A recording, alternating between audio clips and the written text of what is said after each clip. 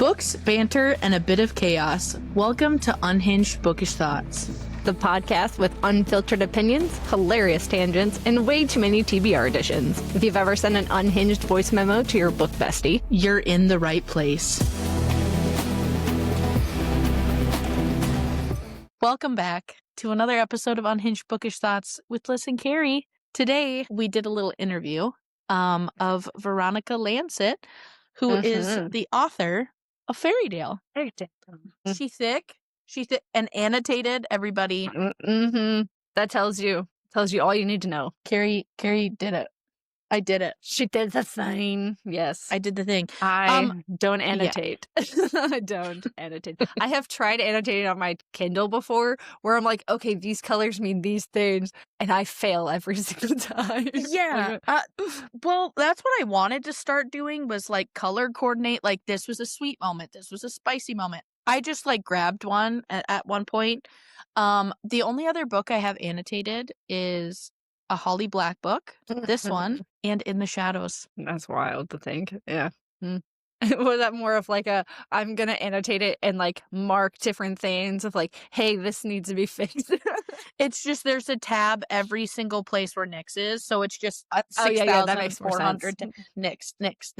We get to sit and talk to Veronica, the sweetest human. Yeah. Incredible. I loved it. It was super nice getting to sit down, talk with her, get in her headspace for Fairydale and her other books. So definitely go and check out her other work. We are definitely going to after these conversations. But yeah. Well, you'll have to read her dark romance ones and then tell me because it's not my genre. It's your genre. It's not mine. I'm going and then you to tell me I'm okay. Ariel.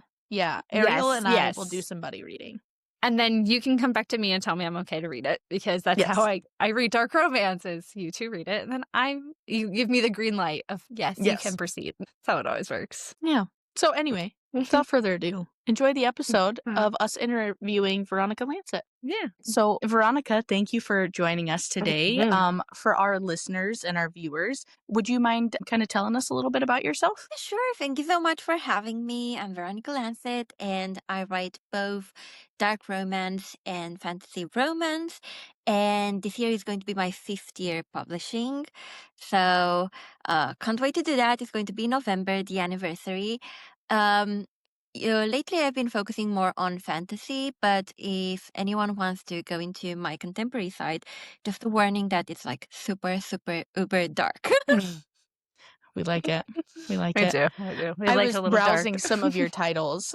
Yeah, I was browsing some of your titles, and I think a couple that I downloaded were, I think one called, was it the... Let me see, which one did I get? Because there was like 4 of them that I downloaded. Is it the Cute Psycho?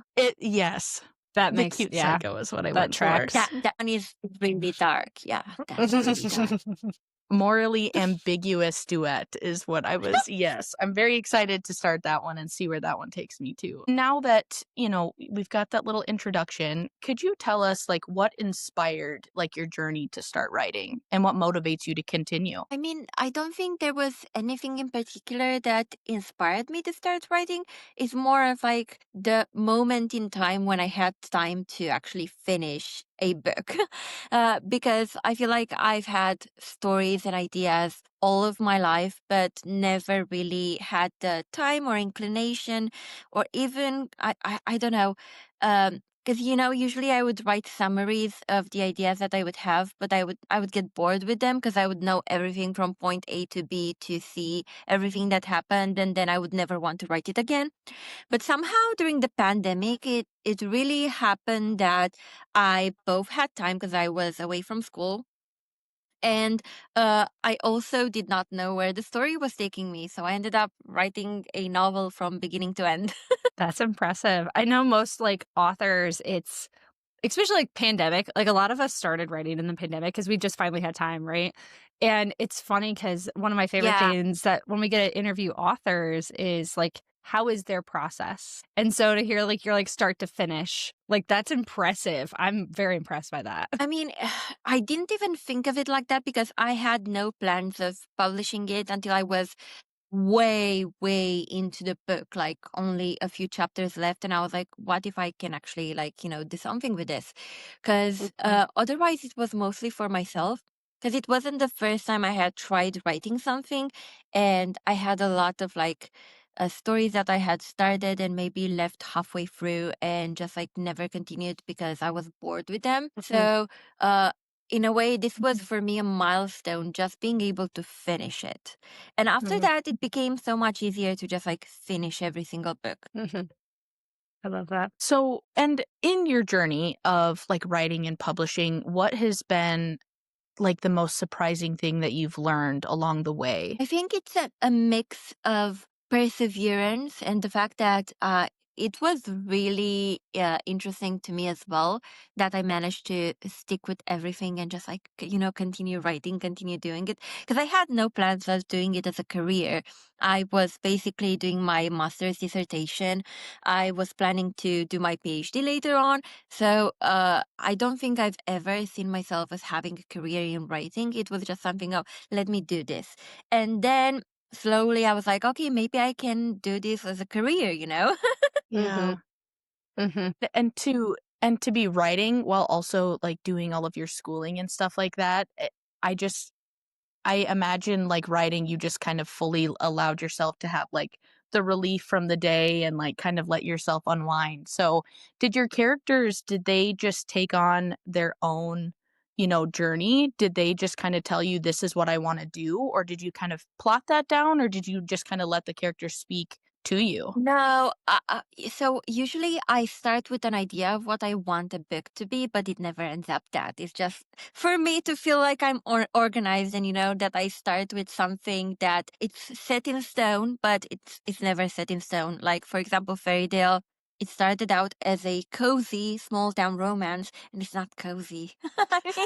Hearing small town cozy romance for Fairydale, it has my jaw on the floor a little bit because you're right. The vibes are so different. Those characters were just and that's no. I mean, they I had had minds of everything their own. down because I was planning. I was actually building the entire town because that was the first thing I had for the book. Fairydale was going to be the town name, small cozy town. But yeah, I still used all of the places within Fairydale that I had planned for and the names of the families. But other than that, it just it became something else completely. Now, speaking to Fairydale, what aspects of these characters' relationships did you find the most interesting to write as you were going through this journey? I think it's mostly going back and forth between the different timelines. I really like that, and sometimes even for me, because I know for readers as well, when you're curious about something that's happening in present time, but then you go to the next chapter is going to be in the past, and you're like, but what happens next? It's the same to me. Because I get so used writing in one timeline and then I have to shift to the next one. And I'm like, oh my God, I love this. I think one thing for me, I have tons of annotations. Ooh, I love that. And I'm a dual reader. So I was reading on my Kindle and reading the physical copy while also listening to the audiobook as well. And so I feel like the times in my Kindle that I'm highlighting, it's those moments of yearning. There is so much good yearning romance in this book. And I feel like my favorite part of the book was how enthralled I was in it, because sometimes when I'm reading, I'll find myself in moments of lull. I can kind of hop onto my phone and scroll it, but I did not want to do that when I was reading Fairydale. I was locked in. I was also if I look away right now, something might change and I will be what did I miss? And it was this thrill and anxiety while reading it, because it is such an intense journey of ups and downs, and it's very, very beautiful. And like I said, the yearning, any of our listeners, they know that a man that yearns, I'm in, and I am so in. And I think that it's very interesting, and I want to make sure I'm saying the character's name. Is it Aman? Is that right? I mean, that's how you would say it, but usually in English it's just Amen. It's easier Amen. for people. Okay. Yeah. I just felt like I really loved watching Darcy, find who she truly is, but then seeing him like sitting and kind of waiting was incredibly emotional too, I think. So I can't imagine like your headspace writing that. Did you have to take like several moments of break, or once you were in writing, were you just locked Yeah, in? once I was in, it was just like the story was consuming me because I wrote this one right before I started my PhD. So I had lots of time. I still had lots of time. So I wrote it during one summer. It was like a whirlwind of waking up, starting writing, and then writing until the evening. And that was my schedule throughout. Um, Honestly, like one of the things that I was even asking my beta readers when I was done with it was because you don't get Eamon's point of view in the book. I was like, do you get his feelings across even though you don't really have his point of view? Because that's also important. For me, like I usually prefer to have just like one point of view because it kind of like gives a bit of an air of mystery and up to interpretation where you don't really have everything that's given to you. You can still like think about things and interpret them in like different ways. Yeah, and with that single POV, I still felt like because of how you wrote it and how like eloquent the words are, you feel like you can know exactly what he's thinking in each moment. Or like you said, it's left to interpretation, but I just felt like I knew exactly in the moment how both of these characters were feeling, and I I'm think a it's also very go ahead. I think it's also because Eamon is very vocal about his feelings and he's always reassuring her uh, of everything. Like he's always, communication is very much an open pathway between the two of them. Mm. Which is also, like, such an attractive quality too, you know what I mean? Him expressing himself to her always was just something that, like, you're like, "Okay, I love this. I love you. I love everything that's happening." Um, Mhm. which is because the way I'm talking too, it's funny because there are some very intense and dark moments in this, but I was just, like, so in love that I was like, "Ooh, do, do, do," you know? Um Now, my next question is, how do you balance creating these engaging relationships, but also maintaining like authenticity between them? Usually, I don't really know how to put this into words. It's more about like instinct.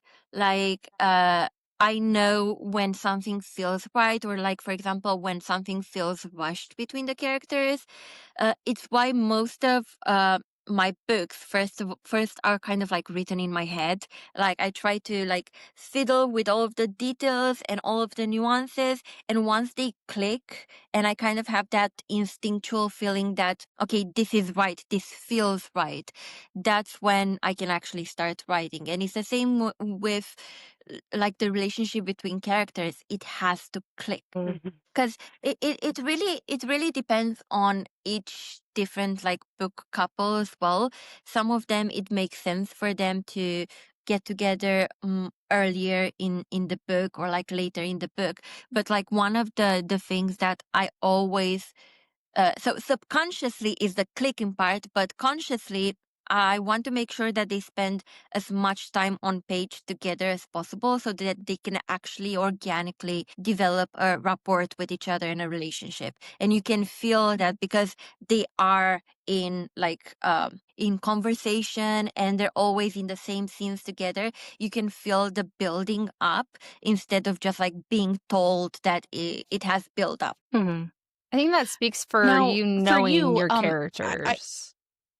Because if you have to know them, mhm. like, the multiple levels of them in order to, like, get to that point where you can authentically build those relationships. So that just speaks to, like, how well developed they are first in your brain, and then you put them out on paper. Yeah, because first I have to just like feel confident about them in my brain, and after that I'm fine with like typing it out. Yeah, yeah. Mhm. I guess for your timeline with writing, did Fairydale, was this your first, or what was your first book that you then published? My first ever book is called Morally Corrupt, and I first wrote the Morally series, and it's mostly like really really dark contemporary romance. And Fairydale was kind of like my first officially published one that had fantasy and paranormal elements to it. Even though I'll probably say from like the beginning that's morally ambiguous, like the cute psycho and his hell girl. Even in the first, like in the prologue, not the prologue, the preface, it says that it has a bit of like speculative fiction elements.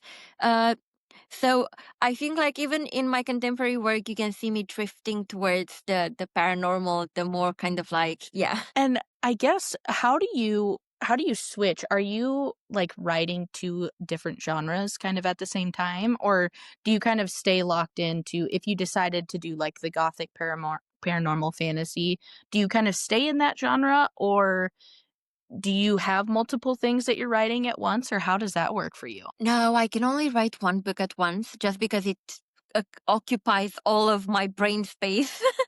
Mhm. But honestly, I try to focus on the book that I'm writing at that moment, and then I choose the next project. I have a list of things that I would like to work on, and then depending on what I feel like feels right in that moment, that's the one that I'm going for. It doesn't really matter if it's like contemporary or not. It's just like a matter of like what feels right and what I've been thinking about the most, what's developed the most. Mhm. Mhm. Because the moment I sort of like go towards the end of one book, I'm already starting to think about the next one. So Mhm. it all depends on how developed that is. Yeah. I feel like, and Liz, I think you can speak to this too. When you guys are writing and you're publishing, how do you kind of like quiet down the voices from the outside that might try and like influence where you might want to take your book? You know what I mean? Because I feel like in the day and age of like reviewing and beta and alpha readers and stuff like that, there's such great like resources and help that authors can obviously get. But how do you also like kind of make sure that you guys are keeping yourself and your plot kind of protected from that as well?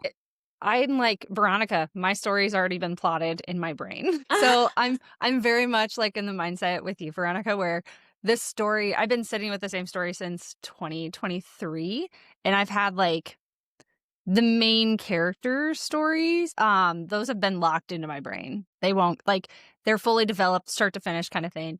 And then like the rest of the series has kind of like developed as I've gone, because you get to know those characters, right? Like we were just talking about how you authentically get to know those characters, and then they're like stories develop from there for me. But I don't listen to anything, and maybe this is something that Veronica you can kind of touch on. Like when someone points something out and you're like, oh well, I didn't actually plan that to be like a side eye kind of thing, like a hey, but I love like having the full story, because like people will say stuff like, you may catch a review or see something, somebody say something, and they're like, oh, this is where I thought it was going, but you're like, nope, that's not where the story was already there in my brain.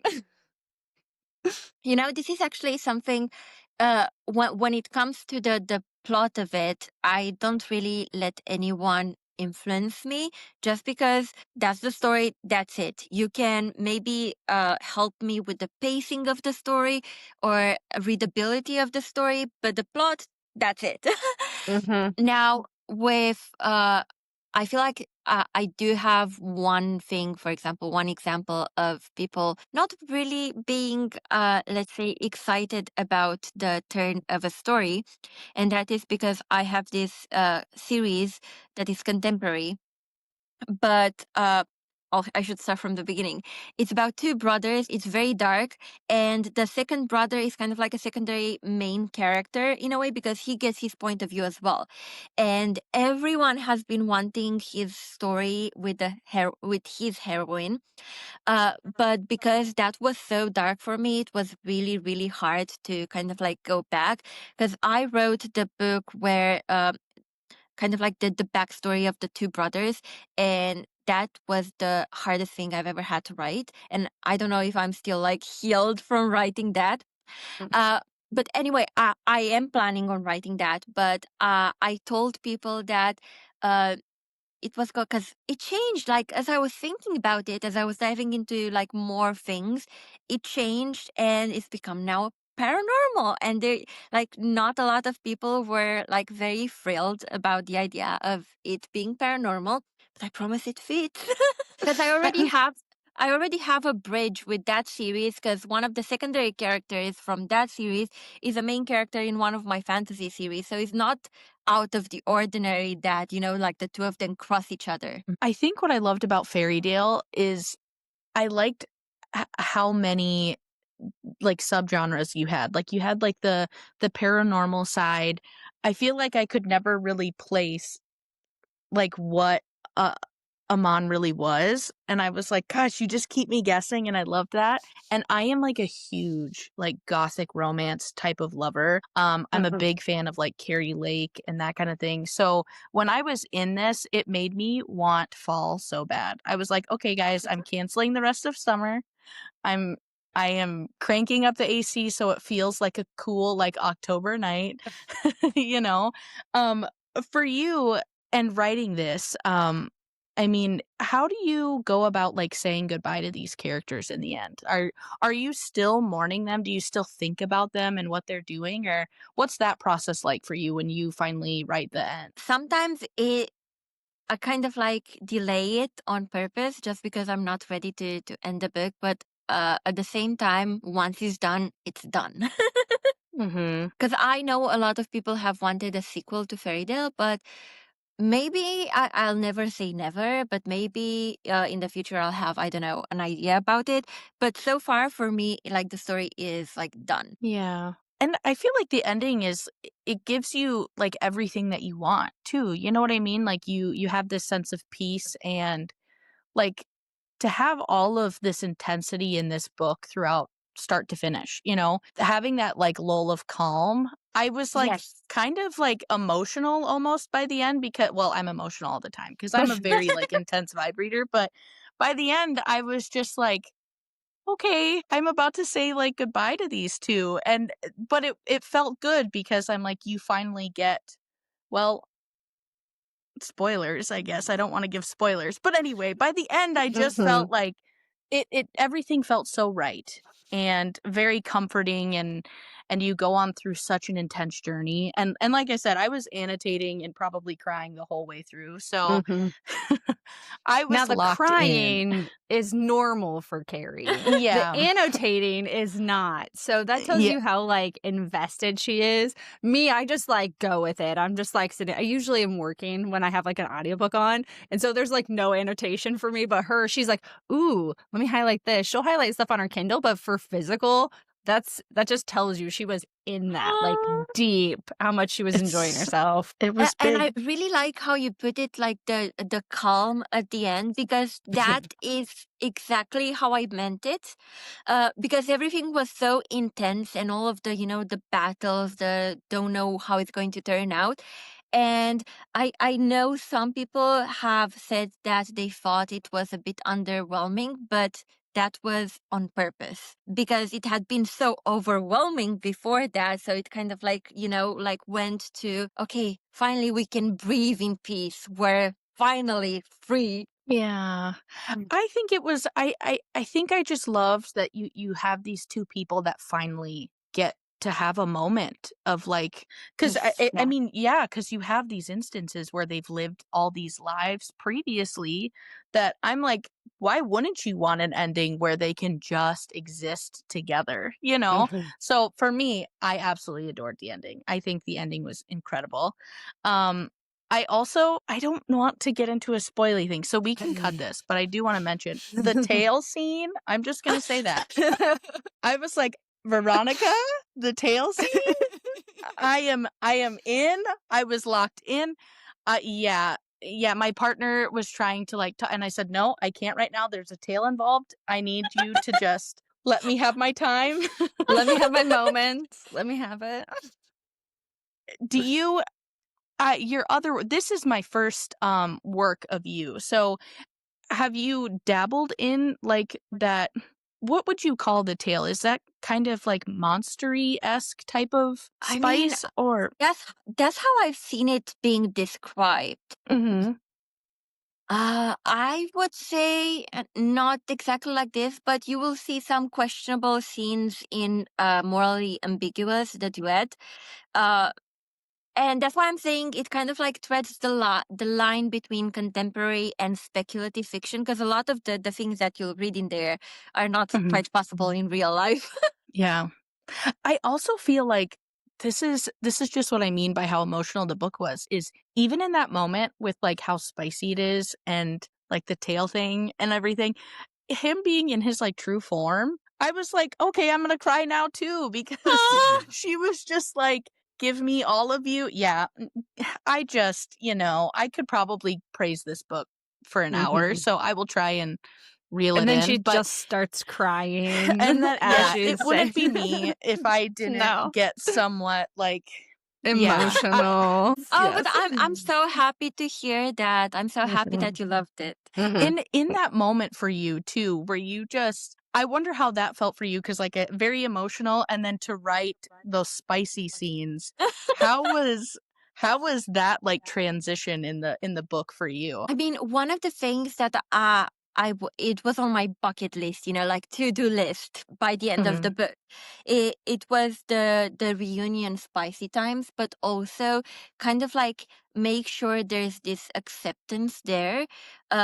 Because we've kind of like seen hints of what Eamon was and who he was, and how he's never really been accepted. And even with her, he was withholding parts of himself. So that had to be like, it had to happen. And that was the moment when like it happened. It happened. It happened, and it was so good. It was so good. I would, and I was locked in. Your girl was at a loss for words. I'm pretty sure that's what like a majority of like these like red highlights are. And my favorite part is I was reading the physical copy of the book, and I jumped onto my Kindle, and I was like, I better make sure I highlight it on my Kindle, just in case if I'm ever rereading, I can go right to that spot and just relive that moment. It was my favorite. Anyway, I could probably talk about the tail scene for a bit. I would also like to know, what are, some misconceptions about writing or storytelling that you encounter most frequently in the genres that you read? Not just Fairydale, but also like in the dark romance and stuff. What do you mean by misconceptions? You mean by like about authors or about like? Liz, you put your author hat on, and you help us out with. I think so. It can be like double fold, right? So like as an author, especially I think for you, since you have so many elements and like Carrie said, it's hard to like niche down your genre because it's just there's so many elements mixed in. Is there like anything you heard prior to, let's say, writing or even publishing that you kind of found like it wasn't true? Something like that. Like for me, like I always, when I was first starting writing, it was always like, oh, no one ever like publishes their first book. Like no one ever does this. And it's like, well, no, or like you can't do that. Like that's not how it is.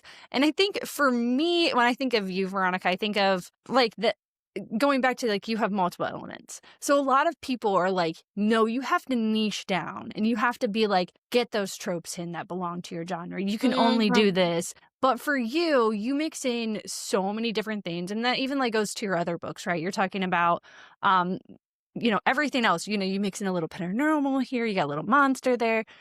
It's kind of something where you don't feel like you have to write what is the typical kind of thing. You get to do just like whatever you want. And that's like something that I heard a lot because I write fantasy romance, and it's like you have to do this. Like everybody wants enemies to lovers. It's got to follow this plot line, and you're like, nope. And so you just kind of like put your whole self into it and said, no, I want the story that I want. And so that when I think of that question in you, that's kind of what I think of. Yeah, I think, well, for me, the most kind of like, in terms of craft, because everyone preaches about craft, and there's just like so many books out there, so many people that say, oh, you should write like this, you should show, never tell, stuff like that.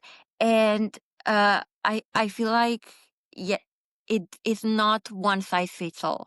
And I think for that thing, you have to really start writing and kind of like get acquainted with your style of writing to sort of see where it's going. Because otherwise, I feel like you just get wrapped up in all of these theories that you forget about the most important thing, which is the story. And I think, yeah, a lot of the times when I was looking, because every time I start a new book, I'm like, how can I improve my craft? And then I read some kind of like, all types of advice, and I never end up implementing it because I do have my own style that if I try to implement it, then the story takes a backseat in a way, and I focus too much on just like how it's written. And I feel like it's not supposed to be like that. It's supposed to be just like, the story. Another thing is also, how everyone says a book must be a certain number of words. You must write like 5,000 words a day or stuff like that. And again, it doesn't work for everyone. And I feel like this is what I say to most people who want to start writing is just like do it until you find your own pace. Because everyone has opinions. Everyone thinks like X, Y, and Z is the correct way of doing it. But then at the end of the day, it's just like what works for you. Yes. And also evolution in writing as well. Because, for example, for a long period of time, I thought I would never be able to do dictation. And I was really, really jealous of the people who were doing dictation because you can increase your output so much more with it. But for me, as you can see, I have an accent and I also have a lisp. So it's been very hard to find a software that actually understands what I say and can transcribe what I say. So for me, that was something that was completely out of reach until very recently when I found something that could actually understand what I was saying.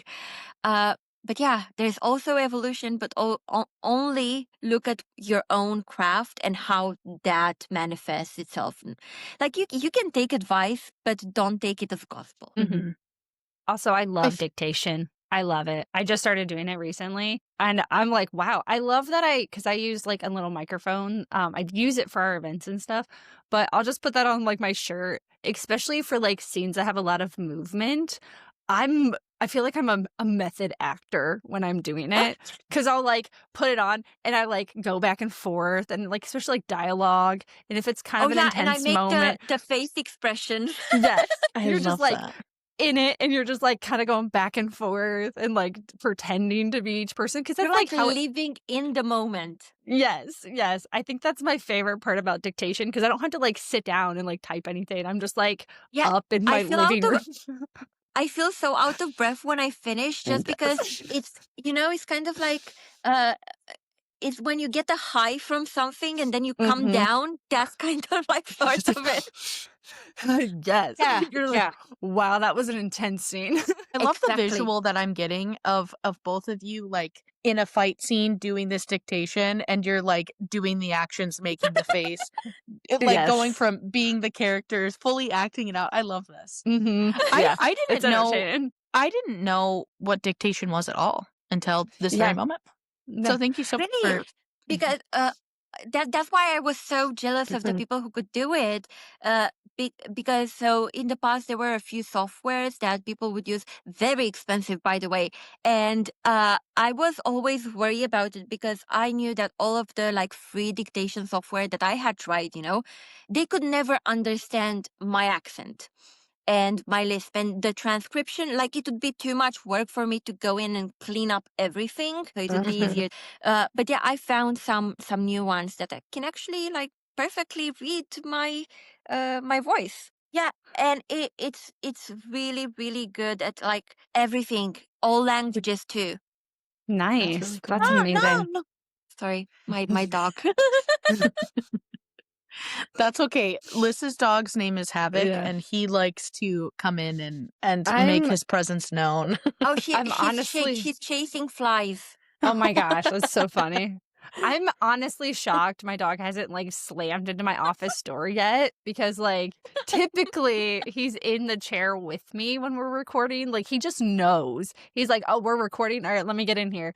And so I'm kind of shocked he's not like next to me or like trying to get in here. So totally understand with the dogs. Or Carrie's is like she's got a couple dogs, so they're usually giving their opinion. So like we'll have a conversation about a book, and they're like barking in the background as if they are part of the conversation. Let's say hello. Oh my gosh, aren't you the cutest thing? Look at you. Oh my goodness. What's their name? Cece, but we call her Cece. Puchilicious. I So love cute. that. She's so Isn't cute. it so She's funny how we still name our pets and then like give them like Weird side names. names? Yeah. Yeah. she's still Yeah. chasing for the flies. She does not like flies. Oh. You say that, and I haven't come up with like a side name for Havoc yet. It's just Havy. But like when we had 2 other dogs, and so one named was Fluke, and I would just call him Fufu. That was his name. And it's a great name. He was like a 70-pound pit bull, and I'm like, Fufu, come here. I was like, why are you calling him Fufu? I was like, his name's Fluke, but I call him Fufu because he's like a giant baby. So I'm like, yeah. Yeah, she's tiny, but she's very vocal. I love it. Especially Yeah. with flies and everything she can hunt, because she's trying to hunt them, and she actually managed to catch one once, and she was really killing it. You're like, what are you doing? I love that the dogs came into play because in Fairydale, Mr. Meow. Yeah. I love Mr. Meow. I have another book actually that has a dog as a main character, and she even has her own love story. And fun fact, I was writing that story, and it's the same. It's a Pomeranian. It's a white Pomeranian, and I fell in love with the dog so much that I had to get my own. Oh. I love So I was that. writing it because everyone thinks that is the opposite, that I had her and I was writing it like modeling after her. But no, I was like halfway writing it when I decided, yeah, no, I need one. I must have this. Yes. Well, I feel like we've gotten into like a lot of the hard-hitting questions, but it's now we like to try and do some fun questions to kind of, break it up. But also, you are killing these questions. Can I just say that like such an easy conversation, because sometimes it can be like kind of hard to keep it so free-flowing. Very easy. This is incredibly fun. So thank you so much. Okay, let's do some of like our fun kind of silly questions. If your main characters had a social media account, what kind of content would they post? So this is really funny because I remember when I first wrote Morally Ambiguous, I actually made mock Tinder accounts for the main leads. I love that. Love it. And yeah, I still have them on my Instagram. And one of them, like for the main guy, he was like, wait, let me, because I still have the picture and the description of it. And he was something like, this is deadly and unemployed. That was his. Love it. That's so I good. love that. And he was saying that this is for all of his future victims, and that the only one who should swipe right is his heroine. Otherwise, the ones that swipe right are going to become his victims. Oh my gosh. Deadly and unemployed. Yeah, and then for the heroine, she was an ex-bride of Christ because she's a nun. Oh my gosh. And she was saying that she'd had a very messy divorce from the Lord. Those are gold. I love it. Yeah, and now she was helping her cute psycho find some more victims and swipe right only to become a victim. Oh my god. I love that this question you were able to be like, hey, guess what, guys? I know. I did I this. know. Like I already know. Oh my goodness. So if Aman had, well, I just imagine if Aman had like an Instagram account, it would just be him like making very emotional, like dark, kind of like Pinteresty vibes. Instagram. I feel like he would take pictures, never of her face directly, but like maybe her hands or her legs, or like, a sunset with the shadows of her body, because of course no other man can see her, right? So only he can see her. And he would probably just like write something like, "This is for my eyes only." Yes. It'd be like a corner of her eye, and that's what it would say. It would just be like, Yeah, "For yeah. my eyes only," kind of thing. Like dark and mysterious in there. Yes. And somehow also being like the most aesthetically pleasing IG page. Like it would be like an ankle or something. It all like and flows, and it kind of like plays out like a whole body in it. Yes. And maybe to his stories, he would post something like maybe a news article of a new plague, and then he would tag Darcy and be like, "Oops, Oopsie." sorry in advance." So with that though, that kind of like oddly is a good segue. What is the weirdest or funniest thing that you've researched for your book? Actually have no idea what would be the weirdest, but so I do have one scene, and even though it's considered a little bit spoilery, I'm just going to go ahead and say it because it's so outrageous. And I remember when I was writing it, even I was thinking to myself, "Oh my god, this is just like so fucking outrageous." So this is from the House of Krios, from the first book of Ice and Villains. And the hero, he is a serial killer who kind of like, he's very like alone and antisocial and just like does not like people. Then he becomes obsessed with the heroine, and he finds out that she had a fiance in the past who died. And he is concerned that she's still harboring feelings for him. And he's like, "No, I cannot accept it that he's dead." So he makes his butler find his burial place, dig him up. He brings it to his place, and it's a mummified body from like the Second World War. And he undresses the body, and he measures, sizes down there. Oh my goodness. And then he unalives it again, and basically keeps the head for the heroine. He's like, "You have to destroy it for me now to prove your love to me." Oh my god. Yeah. I wasn't Sarah's like, expecting "What where that the went. I think that describes Veronica as like a whole. Where is this going? I don't know. It's like reading your stories and then like what you're researching. It all like makes sense. It does. The things that I was looking just to make sure, is because the body had been buried in a bog. It's one of those like marsh-like environments that preserve bodies very well.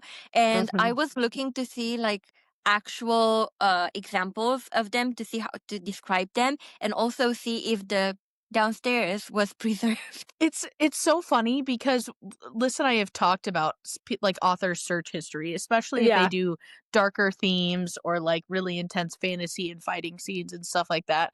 Your search history must be crazy. And I love that. Okay, this one is always hard. And I hate doing this to authors because it's like, how do you sum up this book in 3 words or like 3 emojis? But if you had to for Fairydale, what would be 3 emojis that you would use? Or 3 words. I'm willing to do whatever. I would do the eyes, the eyes with the heart, and then the mind blown. Yeah. Yep. Yes. Yes. It's kind of like, it's starting with what's going on, and then, oh, this is cute, and then what's this? No, that was perfect. Yeah. That was literally perfect. When I was reading this too, anytime I would send something in our group chat of us like doing our updates of reading, I would do those eyes that are like looking to the side, the 2 big eyes. Is that something's happening? Chapter 25 eyes. But, yes. Okay, this one's funny to me, but I love to listen to music when I'm reading. I don't know how I do it, but I will listen to music. If you had a theme song for Fairydale or like a playlist, what kind of music would you have playing? I was listening to K-pop Demon Hunters while listening to this, which is a very different tone than the book. Very different. Just Oh listening my to My Little gosh. Soda Pop during the tail season, Oh or my like the god, tail. yeah, that is very different. Very different Oh, vibes. Let me see, because I do have some very dark ones, you know, like moody Nordic sort of like instrumental. Let's see, what else do I have here? A lot of instrumentals, yeah, definitely. Yeah. Like Phantom of the Opera vibes. That's what I should have been Yeah. playing when I was Yeah, reading it. that's as Maybe soon as you not. said that, I heard like the intro of the song, and I was like, yes. Yeah. Dun, dun, dun, dun, dun. And then something, it's yeah, a lot of like songs that are slowed and with reverb ooh. would work, you know, Mm-hmm. like When bringing down the vibration. yeah. Definitely My not Little Soda K-pop Pop. Demon Hunters. It's so funny. Two Definitely very not. different vibes occurring here and then when I was visually reading. Yeah. Hey, but it probably stopped me from crying throughout the whole book. Maybe This that is was true. what kept me emotionally stable a little bit. Um what is a fun or unexpected fact about yourself that your readers might not know about you? It's so easy to God. talk about a book, but then when we're like, Yeah. tell us about you, it can be kind of, you know. I mean, I think this one would be a pretty interesting fact. So in my undergrad, I did evolutionary biology, and specifically, I was focusing on osteology, and I was volunteering in the bone lab, and we had a lot of like random bones that had been sitting around there for a long time, and no one had bothered to do anything. And there was one in particular. It was the skull of a little boy, and no one wanted to touch it because it had hair. So I put it together. Oh. I love that Yeah, and though. I named him Billy. Oh. He was around like two years old when he died, around like 2,000 years ago in Peru. Mhm. So are you done with your studies then? Are you doing like publishing full time, or do you still do any studying at all? I'm entering my 4th year of PhD now. Wow. What is your PhD So, in? Like, I'm assuming his, something related to science. yeah, So history of science. that makes sense. Yes. I have a bachelor's in biology, so when you're talking and like putting the skull together, it like had two sides to me. I was like, ooh, that's fascinating, which is like my biology side. But then like my humanity side is like, oh, but you gave that little kid, like you got him back together kind of thing. But instantly I was like, oh, that's fascinating. And then all like the pieces putting together, I was like, that is not how your brain should react to things. But that's like my science side coming through where I'm like, ooh, fascinating. Yeah. Not me, guys. Carrie's like, no. I'm a business major. I'm not very fun and exciting with that. It's But okay, because even for me, it's all only soft science. I don't like math. Like, I mean, who likes yeah. math? yeah, It's gross. I get it. It is kind of gross. Okay, last like little fun question. If your characters had to compete in a reality TV show, which one do you think that they could win? Oh, you know, there is that Korean one, Physical 100. Ooh, Oh, yeah. yeah. Uh-huh. That one, yes. I instantly thought of like Survivor, or what is that one where, gosh, I don't know how to explain it. Alan Cumming is like the host of it. Traitors. I feel like that would be like a really fun one for them to like, Yeah. you know, because of all of like the sneaky thriller elements of Fairydale. I'm like, you don't know who to trust. You don't know Actually, yeah. who's Yeah. who. I feel like that one would be really fun too. I don't know why it was like Love Island. There is no situation in this book. There is no situation in this book where Love Island would come into play at all. No. But my brain said, Carrie, let's buckle down and say Love Island right now. I mean, they could go to a Love Island. That would be nice. Sure. They need a vacation. They need a Yes, break. yes. After everything, get them a little margarita and let them live for a little bit. So I guess before we part ways, Do you have anything that you want to like share with our listeners? Anything that you might want to like promote or anything like that? Ooh, I actually have another gothic dark academia standalone coming in December, and it's called Sinister. I'm in. Locked and loaded. Yeah. Let's go. I mean, another standalone. It's not a series. You get an ending. I love it. I can go both ways. I love a good like duology or a series, but there is something just like I just love finality of a standalone, especially when it's like something like this, like Fairydale. You know what I mean? That's going to be for Sinister as well. It's like over 700 pages as well. Oh Yeah. my gosh. I am ready. I'm ready. And it's going to be dark as well. Not extremely dark, but quite dark. Okay. Some dubious instances. I like it. You had me at Gothic Academia. I very much.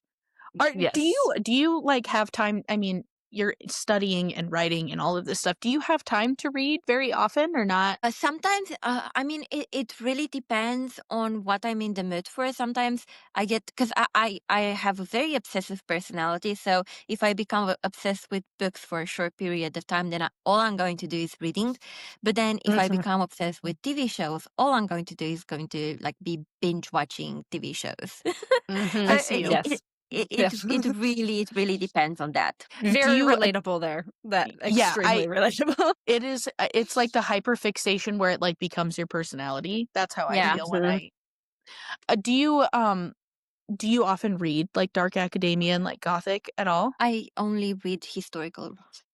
Oh, I read cozy stuff. I love that. It's got to be the opposite, right? Like you can't read the darker elements because you need that break. That's how I am too. Yeah, I cannot read. I can't write and read like the same genre because like my brain, it's just too much, right? So like, yeah. If I'm really heavy into like a certain aspect, I have to have something that's like silly and wild. Like I know when like I've been writing book 2, I'm like, yeah, let me read like Ice Planet Barbarians because like it's fun. It's like my cozy read kind of thing. Or like dabble in a little contemporary romance or something that's like lighthearted because you get into like these heavy aspects. You need just something like cute and cozy that's like a warm blankie on you. Yeah. So yes, understand that. Historical romance for me is kind of like my comfort place. Also because when I started reading romance, historical romance was the one that I mainly was reading. So it's been from the beginning my genre. Yeah. I love it. Well, we are very excited for Sinister when it's ready. We'll be ready. And thank you so much for coming on and spending Thank you guys for inviting me. Your evening with us. And Fairydale it's truly, I loved it so much. And thank you so much. It's a romance and a love story unlike anything. It's incredible. So very excited to see what else. I'm very excited to get into your darker romance side of things. Yeah. Especially after talking today. I'm like, oh, I'm ready to be in this headspace. Like, excuse me while I go read this. Yeah. Get ready for that darkness because Thank you again, Veronica, for coming and chatting with us today. This was so much fun. Like we learned so much. Did not expect her to still be in a PhD program. So that's impressive. Yes. Very impressive. Everyone go check out Fairydale as well as all her other books and get ready for Sinister coming out in December. Yay. It's so pretty. I love that cover. It's so pretty. So nice. As always, remember to read what you want and don't be a dick. And